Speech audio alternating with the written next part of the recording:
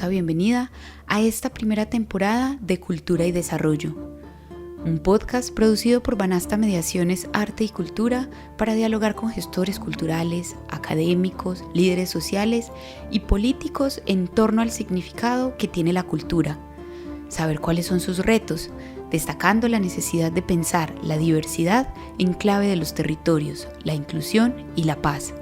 Mi nombre es Lalita Guillén y los estaré acompañando en este recorrido junto a Clara Mónica Zapata para propiciar el debate en el universo cultural. Bienvenidos.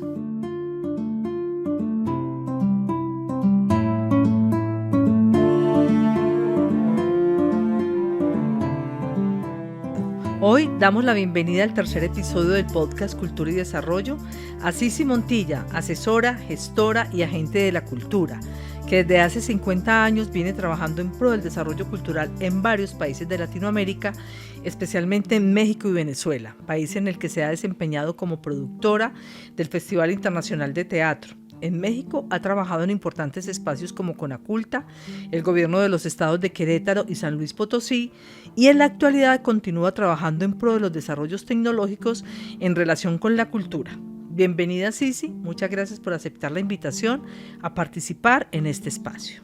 Primero que nada, muchísimas gracias por la invitación para ser parte de este proyecto que me parece extraordinario. Yo soy Sisi. Como lo dijimos anteriormente, hay un especial interés en tu trabajo como gestora cultural por las formas como se mueve y comunica la cultura mediante las herramientas tecnológicas de las que disponemos en la actualidad. Quisiera justamente enmarcar en esa línea esta conversación. Sabemos que la sistematización de los procesos culturales es un tema muy complejo, en tanto que muchas de las personas dedicadas a la creación y producción cultural encuentran en el camino ciertas dificultades para la sistematización de su trabajo. Entonces, quisiera que, a modo de apertura, nos hablaras un poco de la experiencia que tienes en estos dos temas, tanto en la sistematización como en el manejo de plataformas para la gestión de procesos y creaciones culturales. Claro que sí. Efectivamente, esta es una debilidad, una gran debilidad en el sector cultural. Y es una gran debilidad porque mucha gente no ha entendido todavía muy bien cuál es la aplicación que tiene esto y por qué en algunos casos requiere de desarrollar ciertas habilidades que a la gente le da flojera, sencillamente, ¿no? Yo he trabajado en todo lo que tiene que ver con sistemas de información desde que llegué a México. En México yo fui la directora del Sistema de Información Cultural Nacional y ese trabajo que en el momento en que yo lo tomé en mis manos, lo hacía esa oficina, digamos, llamando por teléfono a las diferentes entidades federativas, a los estados, y buscando la información de manera telefónica y a veces con trabajo de campo. Cuando yo llegué ahí, propuse que lo hiciéramos de otra forma. Yo les decía, vamos a formar gente que desde la localidad nos dé la información. Gente que se involucre a recuperar esa información, que entienda la importancia que tiene mantener la información de su desarrollo cultural actualizada, vigente y al alcance de la mano de cualquiera. Y entonces iniciamos un proceso de capacitación en todos los estados de México y un poco hicimos como la descentralización de lo que era en ese momento el sistema de información cultural. Le entregamos a cada estado la responsabilidad de actualizar, mejorar, enriquecer, georreferenciar y ampliar la información con respecto a su territorio. Y eso lo hicimos, como te decía antes, a través de un proceso de capacitación para el cual invitamos a todos los que estuvieran interesados de poner su localidad en el mapa cultural del país. Así fue la campaña. Ponte en el mapa cultural del país. Un poco porque una de las cosas interesantes que se comenzó a hacer en ese momento fue la georreferenciación, es decir, ubicar geográficamente la infraestructura cultural, las fiestas tradicionales, las lenguas originarias, etc. Entonces le decíamos a la gente, si tú quieres que todo el país sepa lo que hay en tu localidad, ponte en el mapa cultural del país. Este proceso fue muy interesante. Logramos actualizar la información de todo el país y se comenzó a trabajar en desarrollar las plataformas informáticas de manera más compleja. Ajá. Posteriormente yo salí de ahí y propuse a la Agencia Española de Cooperación Internacional un proyecto para crear ecosistemas de información.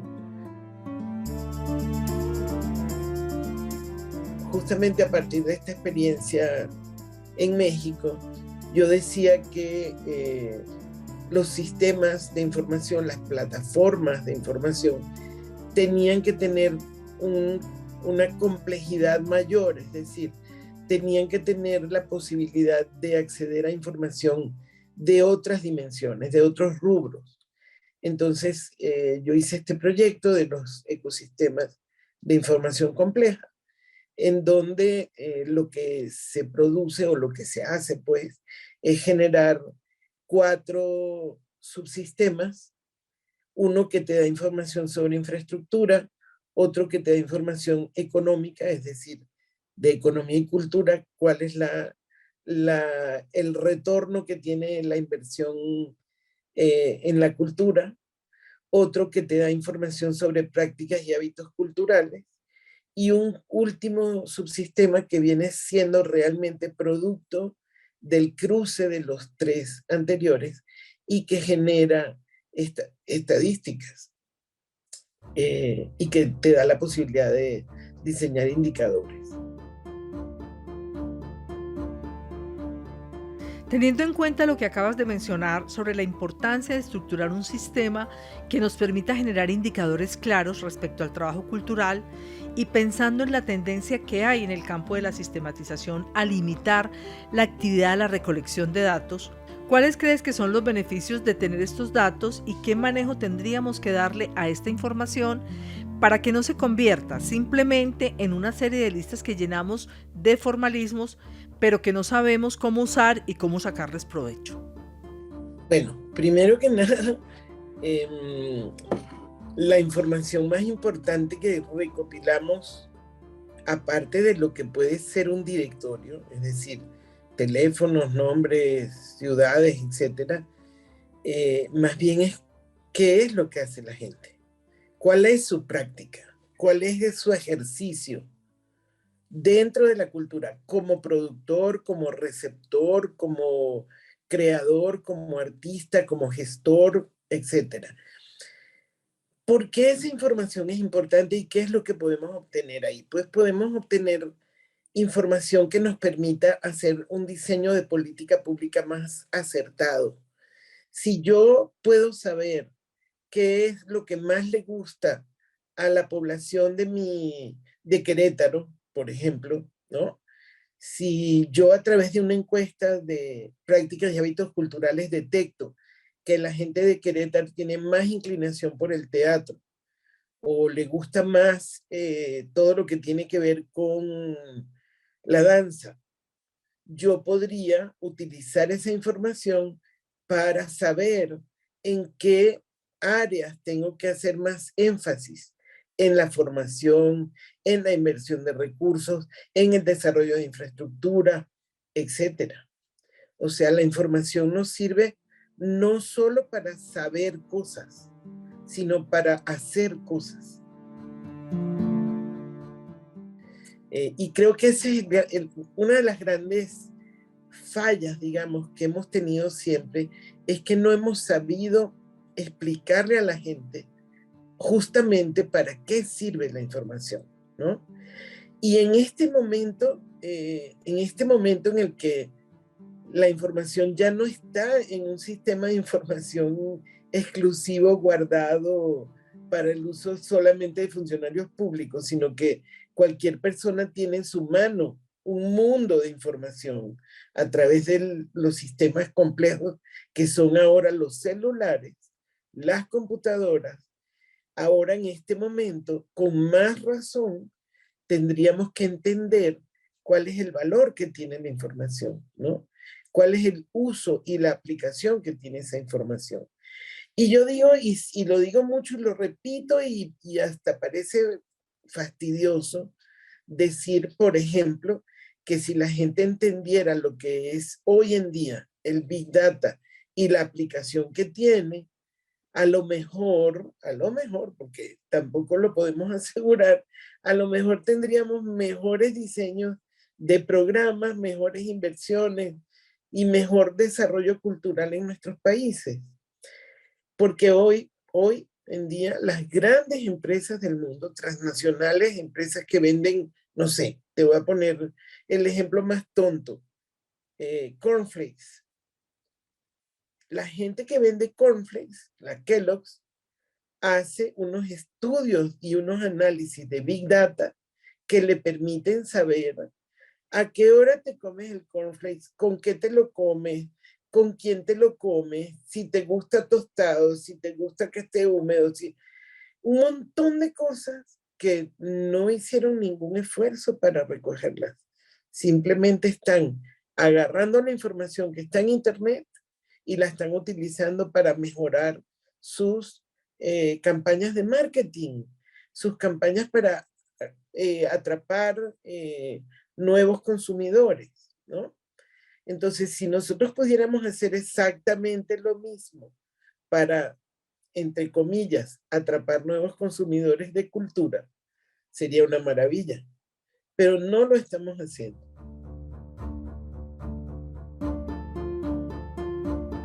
En algunos casos, algunos museos, algunos teatros, algunas instituciones están comenzando a trabajar con la información que recuperan a través de las redes, para saber cómo llegar mejor a ese otro que está allá afuera esperando la oferta que tú le vas a hacer, ¿no?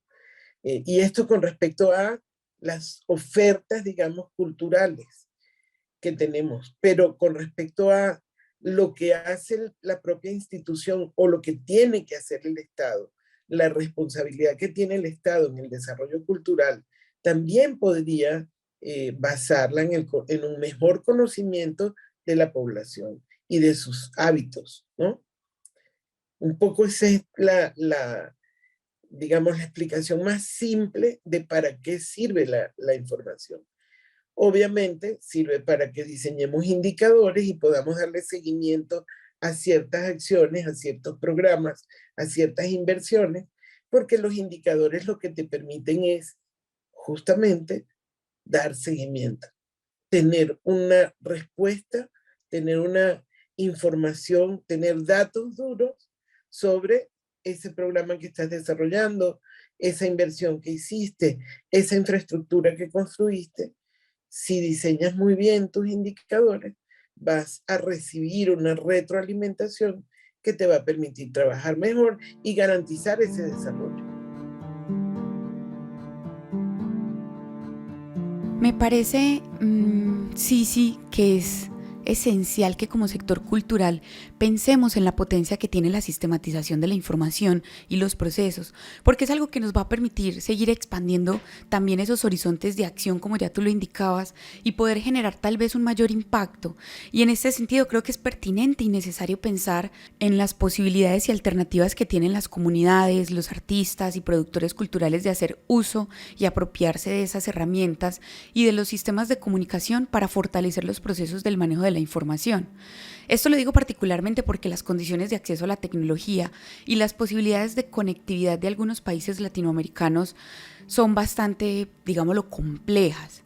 Entonces, es muy interesante el contraste que se presenta en este boom, por decirlo de alguna manera, de la tecnología y las debilidades también que tenemos. Por ejemplo, en algunos territorios rurales, en cuanto al tema de conexión, ¿cuáles crees tú que sean esas alternativas para que las comunidades en contextos precarios puedan acceder a la información y al uso de esas herramientas de sistematización?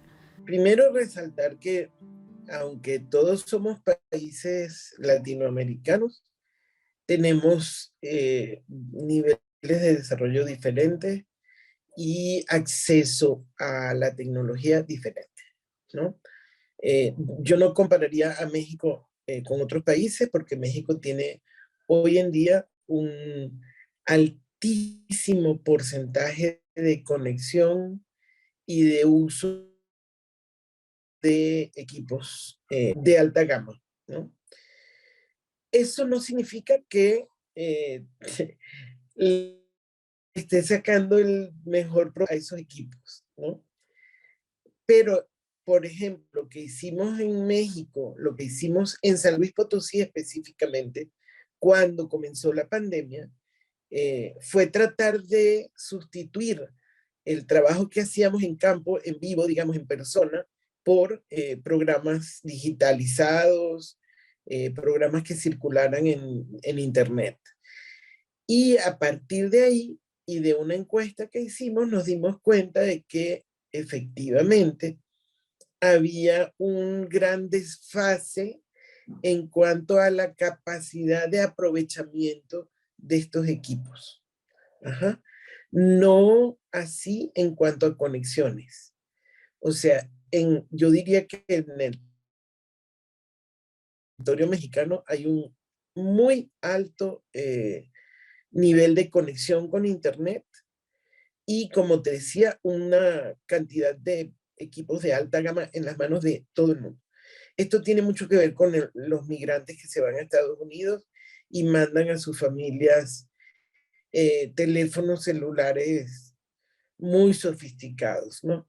Pero descubrimos que tenían esos teléfonos, tenían la posibilidad de conectarse, pero no sabían cómo usar los teléfonos.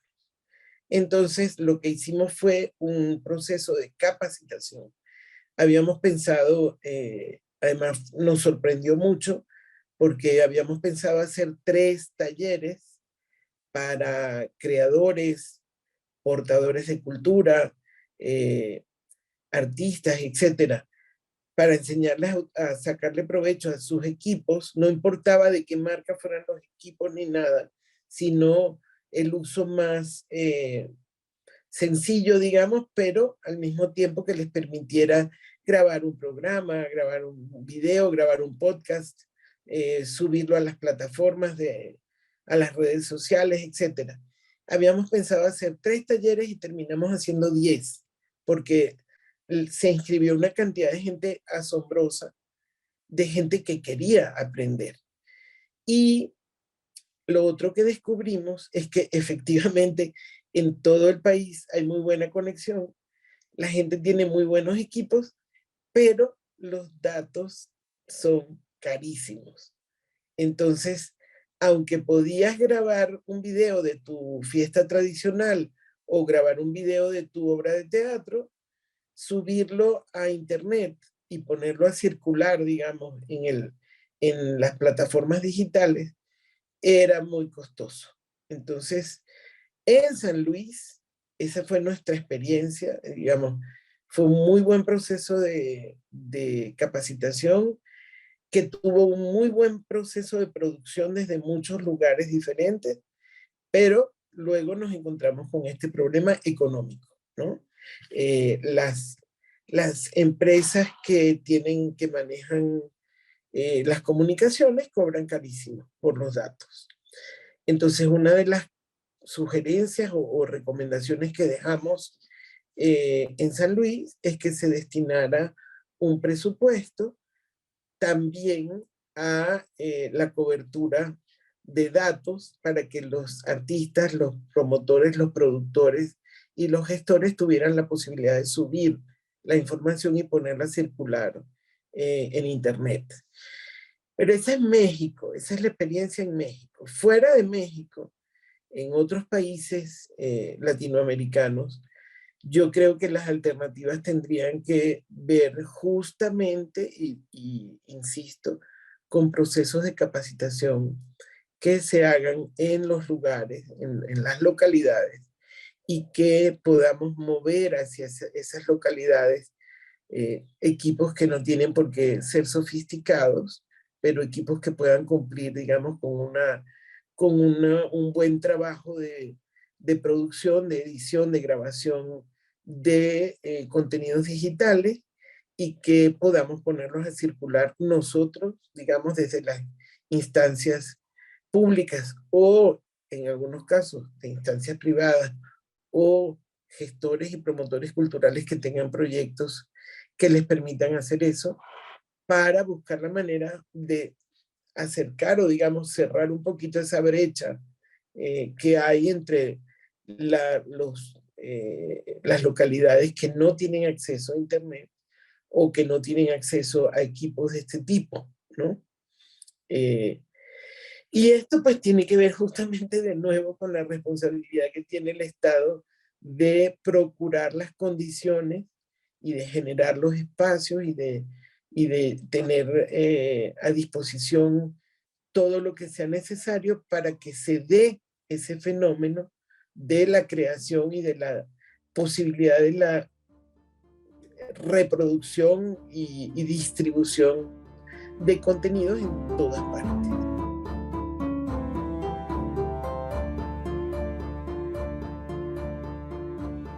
A propósito de esta necesidad que manifiestas de tejer redes de comunicación que permitan la circulación de los contenidos de manera más efectiva y el interés que le da origen a este podcast, que es justamente proponer maneras de comunicar la gestión cultural que se hace desde los diversos frentes, especialmente en el marco de Mundiacult, quisiera que nos contaras un poco cuál es tu percepción de este evento que tiene de nuevo su casa en México.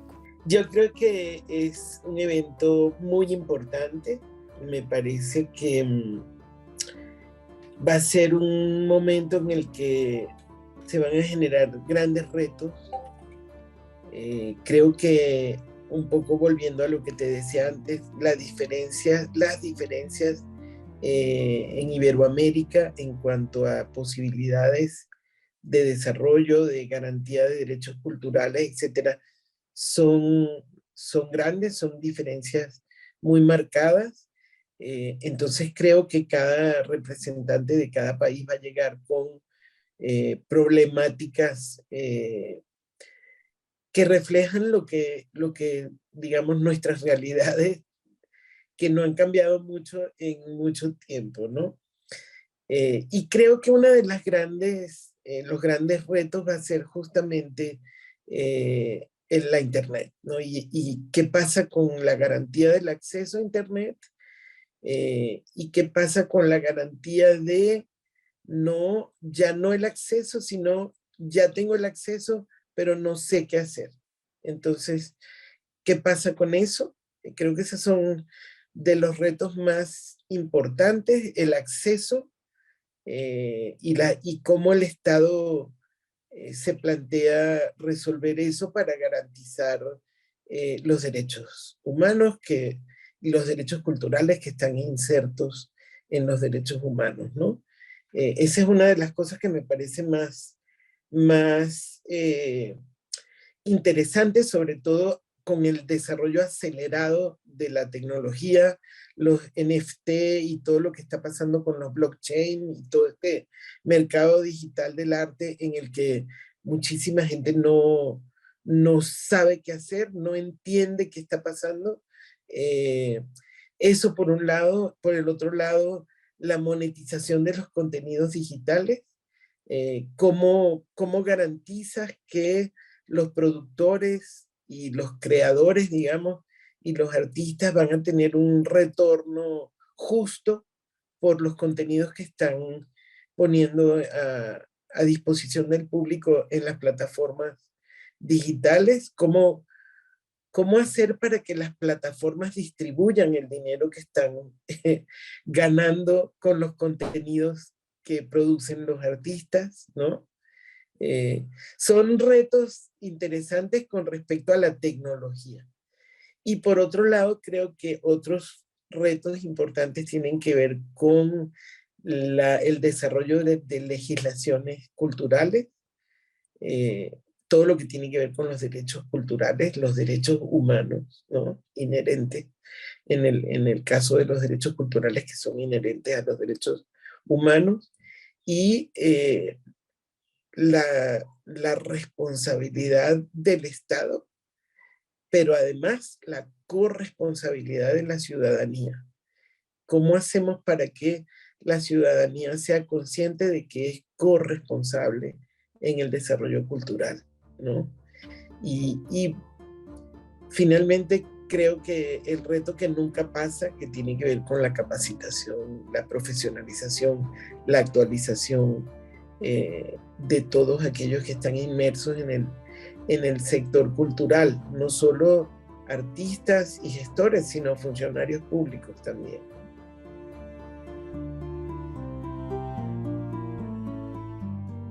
A propósito de esta necesidad que manifiestas de tejer redes de comunicación que permitan la circulación de los contenidos de manera más efectiva y del interés que le da origen a este podcast, que es justamente proponer maneras de comunicar la gestión cultural que se hace desde diversos frentes, especialmente en el marco de Mundiacult, quisiera que nos contaras un poco cuál es tu percepción de este evento que tiene de nuevo su casa en México.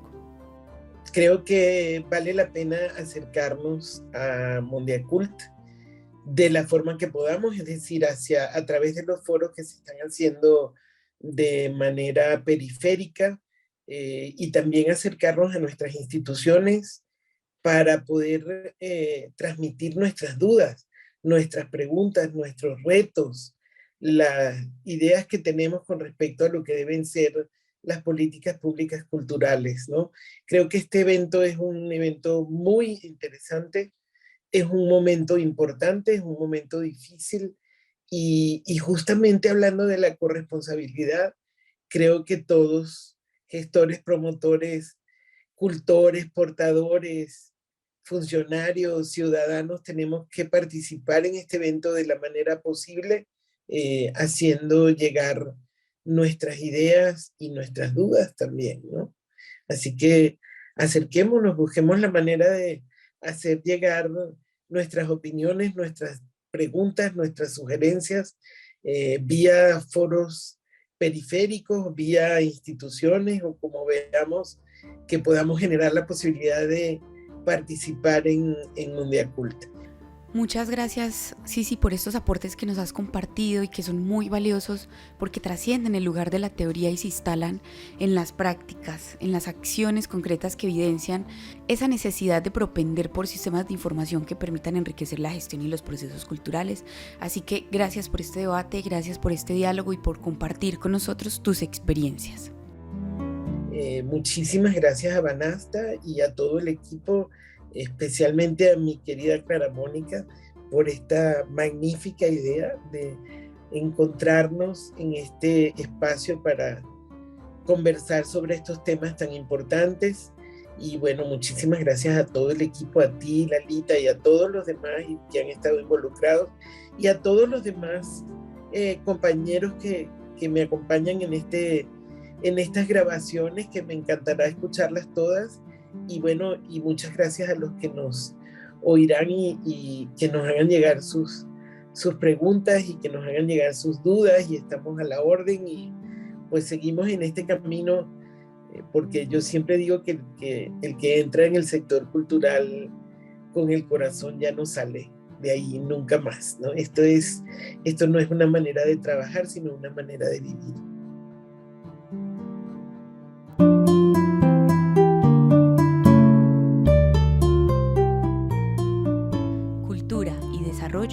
Es un podcast producido por Banasta Mediaciones, dirigido por Clara Mónica Zapata y la producción por Lalita Guillén. La edición de contenidos está a cargo de Manuela Vives y la producción musical es obra de Cristian Gallego. Queremos agradecer infinitamente a quienes nos escuchan y recorren el camino de la cultura, a los invitados también que hacen posible la construcción de este diálogo. Agradecer a nuestros aliados y amigos por vivir, pensar, retar y sobre todo construir alrededor de la cultura. Nos escuchamos en el próximo episodio.